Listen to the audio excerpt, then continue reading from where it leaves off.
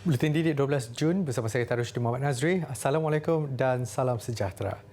Jurang peratus lulus bagi pelajar yang mengambil CJ Pelajaran Malaysia SPM di bandar dan luar bandar di negeri Sabah semakin kecil.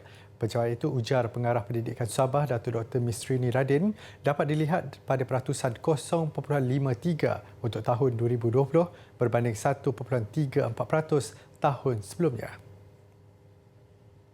Dalam satu kenyataan, beliau berkata 60 sekolah di kawasan bandar yang terbabit dengan peperiksaan SPM mencatat kelulusan 91.12% berbanding 151 sekolah di kawasan luar bandar yang merekodkan 90.59% lulus SPM. Manakala sebanyak 12 sekolah mencatat 100% calon lulus mendapat sijil SPM, 241 orang calon berjaya dengan cemerlang memperoleh grade A dalam semua mata pelajaran juga meningkat pada 2020 berbanding 198 calon pada tahun 2019 dan 152 calon pada tahun 2018.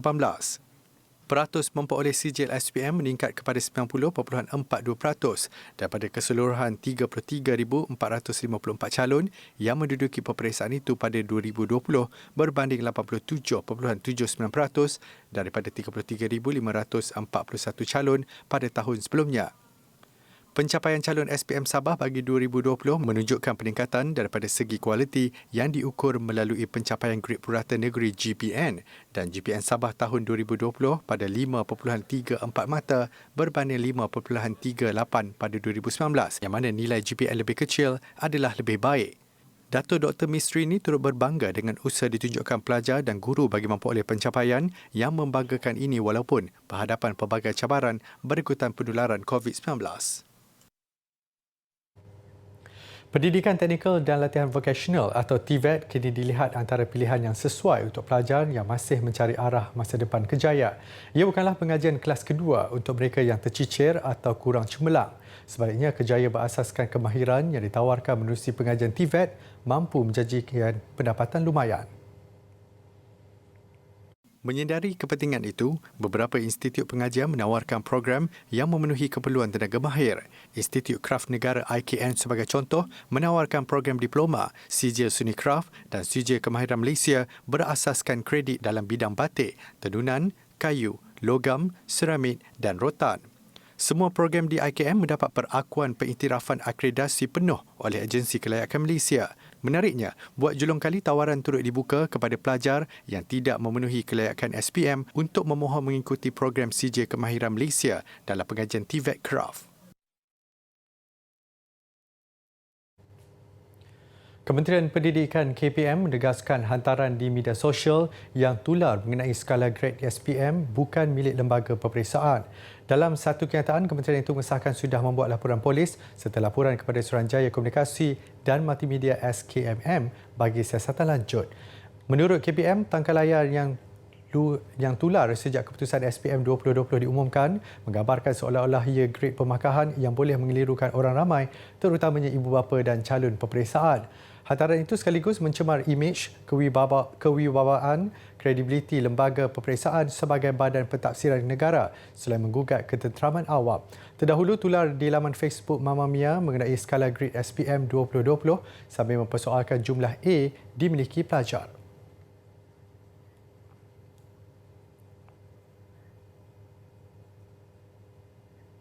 Menteri Kanan Pendidikan Datuk Dr. Razif Jidin menyangkal dakwaan sesetengah pihak bahawa keputusan SPM 2020 dimanipulasi untuk meraih sokongan populis. Sebaliknya, keputusan SPM yang meningkat tahun 2020 berbanding tahun sebelumnya adalah berdasarkan data yang dikeluarkan lembaga peperiksaan dengan penuh integriti.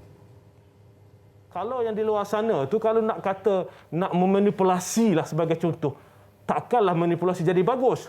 Sebab mestilah orang kata ini mesti dia telah dimainkan dan sebagainya. Kalau nak manipulasi, buatlah sama ataupun kurang sikit, ya, betul tak? Maknanya okeylah, orang dah tahu, orang dah anggap keadaannya begitu. Tapi hakikatnya itulah keputusannya. Ya, integriti lembaga peperiksaan dalam melaksanakan pentaksiran ini tidak boleh kita ragui. Mereka telah cuba laksanakan yang terbaik. Dan dalam konteks ini, seperti mana saya sebut tadi, mereka yang mempertikaikan keputusan ini tidak melihat konteks yang lebih luas.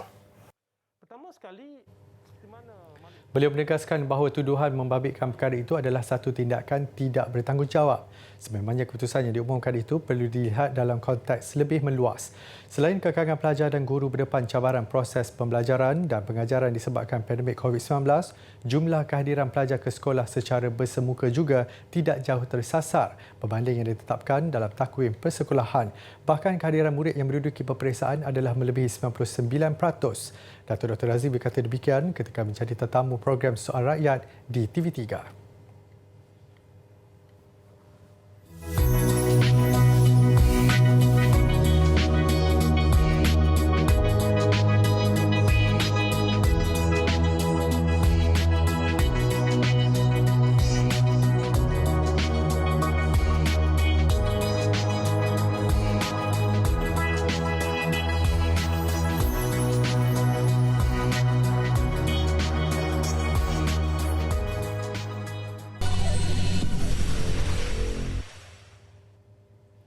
Walaupun mengidap masalah hiperaktif dan gangguan perhatian, seorang pelajar istimewa tidak pernah menjadikannya kecatatannya sebagai penghalang.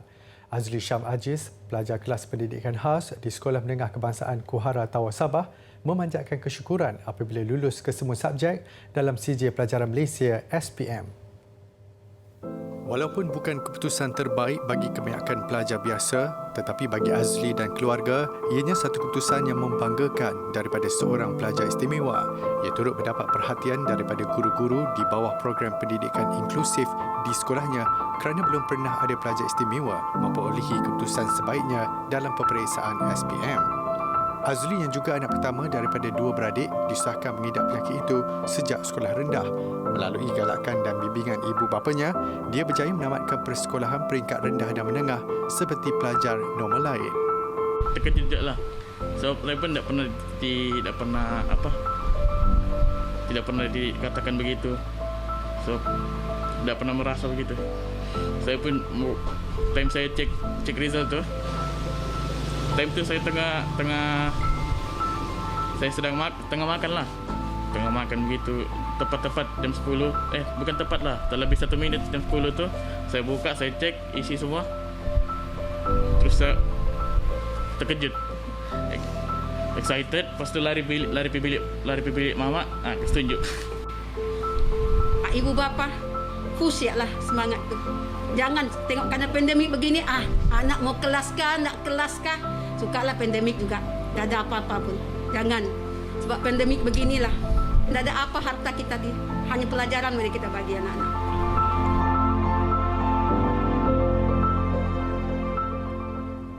Ini pula kisah seorang pesakit saraf meraih keputusan cemerlang dalam SPM meskipun dengan pergerakan yang sangat terhad. Pelajar SMK Tengku Indra Petra di Gua Musang Kelantan itu menjadi pelajar terbaik tahun 2020 bagi calon pelajar berkeperluan khas peringkat negeri apabila memperolehi keputusan 7A 1B. Wan Dia Maisara tidak menyangka mendapat keputusan cemerlang kerana fizikalnya tidak sempurna seperti rakan seusianya yang bergerak cergas. Kecederaan saraf tulang belakang dihadapinya sejak berumur 12 tahun, memerlukan bantuan kerusi roda. Biarpun hanya belajar di rumah sepanjang tempoh pandemik, dia sentiasa berinteraksi dengan guru dan rakan-rakan untuk mengulang kaji pelajaran. Saya ada join didik TV dekat TV. Saya ada tengok cara-cara nak buat latihan situ. Lepas tu saya juga ada Google Meet dengan cikgu-cikgu. Rakan-rakan ada? Saya banyak tolong saya. Kalau kat sekolah tu sebab saya kena wheelchair. Jadi setiap kali nak pergi mama nak pergi bilik SRT, saya tolong. Sementara itu, bapanya Wan Zakaria Dola, 60 tahun yang bekerja sebagai buruh kilang, berharap bantuan untuk anaknya dipermudah hingga melanjutkan pelajaran ke Universiti Awam. Alhamdulillah, syukur kepada Allah Subhanahu Wa Taala. Walaupun dia kekurangan, tapi semangat untuk sekolah tu lebih daripada orang lain. Mungkin kerana kekurangan itu menjadi motivasi untuk dia lebih belajar daripada orang lain. Betul, kena banyak bantulah dia. Kalau dia nak pergi mana-mana pun, jadi kita tak agak mana lah. Sebab dia mudah jatuh, tak apa. Wan Dia Maisara memilih untuk melanjutkan pengajian di Universiti Teknologi Mara Machang dalam jurusan perniagaan bagi mengejar cita-citanya menjadi usahawan berjaya. Lagi kisah pelajar cemerlang. Di mana ada kemahuan, di situ ada kejayaan. Itu pula yang dibuktikan seorang pelajar Sekolah Menengah Agama Mahat di Muar Johor meskipun berdepan cabaran ketika menduduki peperiksaan akibat pembedahan radang appendix. Fatimah Az-Zahra Nur Muhammad, 18 tahun berkata selepas disahkan mengalami penyakit itu, hasratnya untuk mencapai kejayaan dalam SPM agak kabur. Namun atas dorongan kedua ibu bapanya, dia nekat berusaha meskipun tidak mampu bergerak sepanjang 2 bulan selepas pembedahan. Bapanya Nur Muhammad Burhan, 57 tahun, terpaksa berulang-alik ke sekolah setiap hari semata-mata untuk mengambil bahan pembelajaran daripada guru untuk Fatimah. Saya ingat ketika waktu selepas pembedahan appendix, doktor menyarankan saya untuk berehat di rumah. Saya berasa sangat risau kerana SPM sudah semakin dekat. Saya takut tertinggal dalam pelajaran. Oleh itu, ayah saya mengambil inisiatif untuk mengambil tugasan di sekolah dan dibawa pulang ke rumah. Selama 2 bulan betul-betul ayah saya pergi ke sekolah dan mengambilnya, kemudian dibawa ke rumah supaya saya tidak tertinggal dalam pelajaran. Segala pengorbanan akhirnya membuahkan hasil apabila Fatimah berjaya memperoleh keputusan 11A. Katanya keputusan itu didokong guru serta rakan-rakan yang banyak membantu dalam membuat persediaan dan ulang kaji. Fatimah juga berharap kejayaan itu dapat membuka peluang kepadanya yang bercita-cita menjadi seorang pendidik satu hari nanti.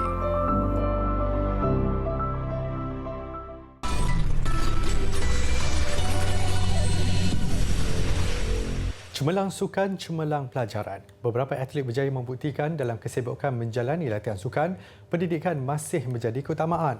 Pencapaian cemerlang mereka dalam keputusan SPM sekaligus memadam stigma masyarakat bahawa aktif dalam bidang sukan akan menyebabkan pelajaran terabai.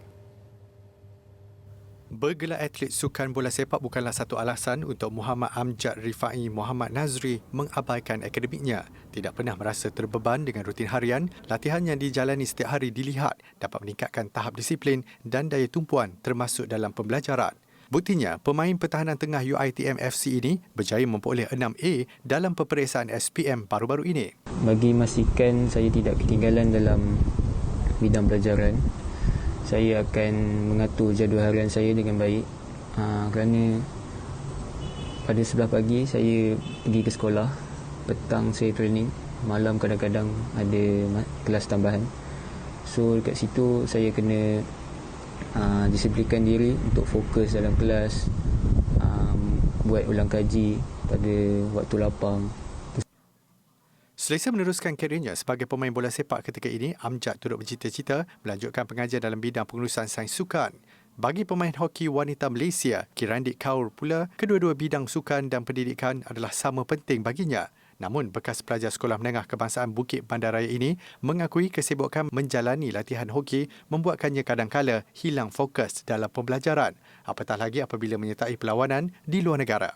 Biarpun mendapat galakan dalam bidang sukan, Kirandip yang pernah mencipta nama menjadi pemain hoki wanita termuda hoki di Sukan Asia 2018 bersyukur ibu bapanya sering membimbing dan mengingatkannya tentang pembelajaran khususnya peperiksaan SPM yang didudukinya. Persiapan saya sebelum menghadapi SPM adalah begitu struggle. Saya telah banyak buat ulang kaji kerana saya telah banyak ketinggalan. Dan saya telah berusaha dengan lebih keras untuk dapatkan result yang terbaik. Usahanya ternyata berbaloi apabila Kirandi berjaya memperoleh 6A biarpun sibuk menjalani latihan setiap hari. Pernah mengalami kecederaan semasa perlawanan, atlet bola keranjang Cheng Sing Ru menyedari kepentingan keseimbangan sukan dan pembelajaran untuk mencapai cita-citanya sebagai pakar fisioterapi. Bagaimanapun kejayaannya memperoleh 7A dalam SPM adalah sesuatu yang tidak dijangka. Saya tak akan mengabaikan pelajaran saya disebabkan bersukan, disebabkan main bola. So, setiap hari saya akan keluarkan masa selama 4 hingga 5 jam untuk buat ulang kaji, buat kerja, faham balik apa yang cikgu ajar dalam kelas. Saya juga menghargai masa walaupun tak kisahlah 10 minit ke 15 minit. Masa tu walaupun sikit, saya juga akan tengok buku, baca sikit. Sebab 15 minit tu pun boleh bantu awak masuk sikit ilmu. Singru juga berterima kasih kepada guru-gurunya amat memahami keadaannya dan mengajar beliau dengan begitu sabar. Kecemerlangan yang dipamerkan ketiga-tiga atlet dalam peperiksaan SPM baru-baru ini berjaya membuktikan bergiat aktif dalam sukan bukan penghalang untuk mencapai kecemerlangan dalam akademik. Di mana ada kemahuan, di situ ada jalan. COVID-19 telah menyebabkan perkhidmatan kereta api di Kemboja lumpuh. Namun di ibu negaranya Phnom Penh, sebuah gerabak yang tidak bergerak diubah suai menjadi kafe hipster. Ketika kerajaan negara itu melonggarkan sukatan pergerakan selepas 3 minggu, orang ramai kelihatan tidak melepaskan peluang berkunjung ke kafe ini untuk menikmati kopi ais sambil bergambar. Bukan sekadar gambar untuk media sosial, ada juga yang mengambil kesempatan membuat sesi penggambaran profesional. Untuk rekod rangkaian train ke lapangan terbang yang baharu di Kemboja terpaksa ditutup tahun lalu. Manakala perkhidmatan kereta api ke lokasi pelancongan Sihanoukville juga digantung akibat pandemik. Pengurus kafe Subvani berkata, idea untuk menukar gerabak train kepada kafe adalah untuk membantu syarikat dan pekerja supaya dapat menjana pendapatan ketika tempoh sukar ini.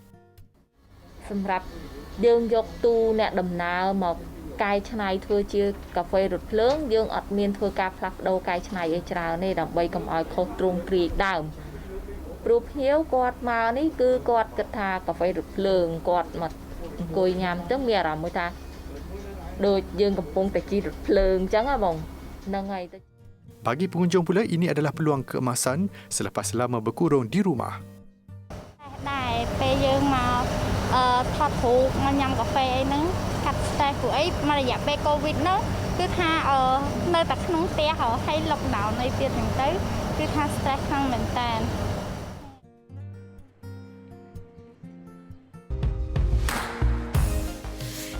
Assalamualaikum dan salam sejahtera. Hari ini cikgu ingin kongsikan 5 tips pelaksanaan nilai. 1. Tetapkan sasaran jumlah bacaan mingguan dan bulanan. Kedua, luaskan bacaan kamu tidak terhad kepada bahan bercetak sahaja, malah juga bahan bukan buku dan digital. Ketiga, mengetahui cara untuk merekodkan bacaan nilai dengan login ke iqnilam.moi.gov.my menggunakan ID MOE kamu. Keempat, aktifkan diri untuk mengambil bahagian dalam pertandingan-pertandingan yang melibatkan pembacaan. Dan yang kelima, war-warkan pencapaian perekodan kamu melalui media sosial seperti Facebook, TikTok, Instagram dan lain-lain sebagai inspirasi dan motivasi kepada rakan-rakan yang lain.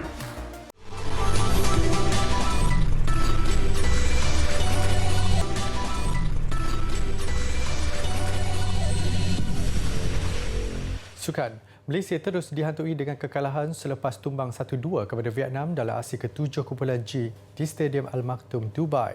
Keputusan itu menutup peluang Harimau Malaya untuk mencuba kelayakan ke Piala Dunia 2022, membawa mereka bertarung di pusingan kelayakan Piala Asia 2023 seterusnya nanti. Babak pertama menyaksikan Malaysia tampil dengan aksi lebih bertenaga dan agresif sehingga dapat meimbangi perlawanan sekalipun terpaksa berdepan beberapa percubaan daripada Vietnam. Percubaan tempat pertama dilakukan Vietnam pada minit ke-13 menerusi Nguyen Hong Dak yang tepat kedagapan Farisal Malias sebelum kelekaan benteng pertahanan pada minit ke-18 nyaris dihukum Nguyen Tien Lee sebelum tampanannya tersasar. Mereka menemui jalan lain apabila membuka jaringan menerusi sepakan sudut yang disudahkan dengan tadukan Tien Ling pada minit ke-26. Ketangkasan penjaga gol lawan Bui Tan Triong menafikan tadukan Syafiq Ahmad di minit ke-38 disusuli sepakan percuma Safawi Rashid minit ke-43 juga menghalang skuad negara mendapatkan gol. Guilherme de Paula akhirnya memberi impak apabila mendapatkan sepakan penalti minit ke-70 selepas dikasari Duan Van Hau dan pemain naturalisasi itu tidak mensia-siakan peluang terbabit untuk menjadikan kedudukan 1-1. Hasrat Malaysia mendapatkan gol kedua disentap apabila Vietnam pula dihadiahkan sepakan penalti kontroversi pada minit ke-80 yang disempurnakan Kyu Ngoc Hai untuk gol kemenangan Vietnam yang terus gah selaku pendahulu kumpulan G. Kekalahan keempat itu menutup terus peluang Malaysia menduduki tangga kedua teratas yang menawarkan tempat ke pusingan ketiga kelayakan Piala Dunia 2022 selain slot automatik ke Piala Asia 2023 lebih awal. RSG Malaysia tampil selaku wakil tunggal negara pada saingan Mobile Legends Piala Asia Tenggara MSC 2021. Sedang beraksi menentang pasukan Execration untuk ke peringkat akhir lower bracket ketika ini.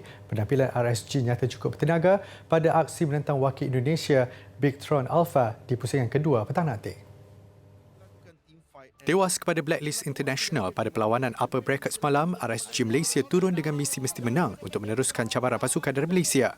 Bertemu Bigtron Alpha seperti diduga, pertarungan sengit berlangsung antara kedua-dua pasukan. Tewas perlawanan pertama, RSG bangkit pada perlawanan kedua untuk mengheret aksi ke game penentuan. Cukup debarkan ketika Bigtron mendahului dari segi kills, serangan balas yang dilakukan RSG menyaksikan mereka layak ke peringkat seterusnya hasil kemenangan 2-1 selepas bertarung selama 29 minit. Dan ketika ini RSG sekali lagi turun beraksi menentang Execration dari Filipina bagi perebutan slot peringkat akhir lower bracket sekaligus berpeluang untuk ke perlawanan akhir MSC 2021. Dalam pada itu, satu lagi wakil negara pasukan Todak sudah tersingkir dari persaingan selepas tewas kepada pasukan sama Bigtron semalam dan pastinya kemenangan RSG cukup melegakan bagi membalas kekalahan yang dialami Todak sebelum ini. Paparan pelbagai tarikan di Museum Ilusi di Croatia mengakhiri buletin didik hari ini.